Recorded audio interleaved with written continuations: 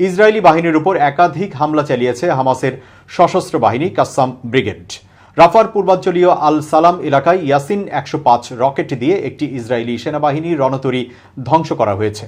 Telegram চ্যানেলে তারা হামলার বিষয়টি নিশ্চিত করেছেন।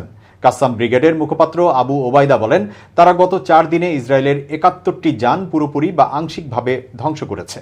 তিনি বলেন, আমাদের যোদ্ধারা ১৬টি সামরিক মিশন পরিচালনা করে ১৬ জায়নবাদী সৈন্যকে নিশ্চিতভাবে হত্যা করেছে, আরও বেশ কয়েকজনকে আহত করেছে। তিনি আরও বলেন, তাদের হামলার মধ্যে ছিল ইসরায়েলি অবস্থানে গোলাবর্ষণ করা, বিস্ফোরক ডিভাইস দিয়ে তাদেরকে টার্গেট করা, শূন্য দূরত্ব থেকে তাদের পিছু নেওয়া এবং যেসব স্থানে ইসরায়েলি সামরিক বাহিনী কাজ করছে সেখানকার বাড়ি ও সুড়ঙ্গে বুবি ট্র্যাপ করা। কাসাম ব্রিগেড বলেছে, রাফার আল সালামে ইয়াসিন ১০৫ রকেট দিয়ে একটি ইসরায়েলি সেনাবাহিনী রণতরী ধ্বংস করা হয়েছে।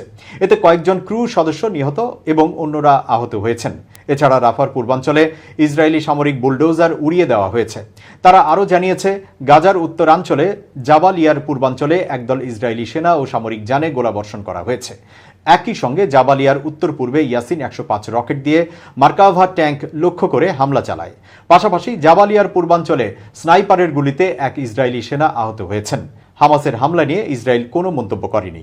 এদিকে ফিলিস্তিনের অবরুদ্ধ গাজা ভূখণ্ডে ইসরায়েলি বিমান হামলায় কমপক্ষে ৩০ জন নিহত হয়েছেন, আহত হয়েছেন আরও বহু মানুষ। অবরুদ্ধ এই উপত্যকাটির মধ্যাঞ্চলীয় নুসেইরাত শরণার্থী শিবিরের একটি ভবনে ইসরায়েল হামলা চালালে হতাহতের এই ঘটনা ঘটে।